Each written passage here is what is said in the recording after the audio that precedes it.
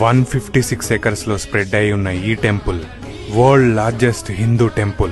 81 ఆలయాలు, 39 మండపాలు, 21 గోపురాలు, 7 ప్రాకారాలు కలిగిన ఈ ఆలయాన్ని చోళులు, పాండ్యులు, హోయసల, విజయనగర సామ్రాజ్య రాజులు కలిసి తరాల పాటు నిర్మించారు. ఇదే మన తమిళనాడులోని శ్రీరంగం. శ్రీరంగం అనగానే ప్రతి ఒక్కరికి గుర్తొచ్చేది మాత్రం ఈ రాజగోపురం. ఇది నిజంగా గోపురాలకే రాజు. 13 అంతస్తులు, 236 అడుగుల ఎత్తుతో ఉన్న ఈ గోపురం ఏషియాలోనే అతి పెద్ద గోపురం. అయితే ఇది నిర్మించటానికి దాదాపు 400 ఏళ్లు పట్టింది. ఇంత అద్భుతంగా కలియుగ వైకుంఠంగా పిలువబడే ఈ ఆలయానికి ఒక విషాదమైన చరిత్ర కూడా ఉంది.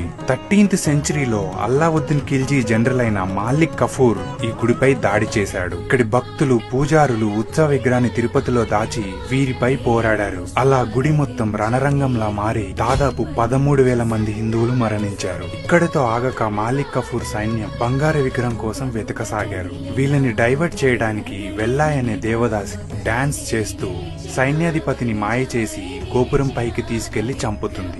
తను కూడా అక్కడి నుంచి దూకి ప్రాణాలను అర్పిస్తుంది.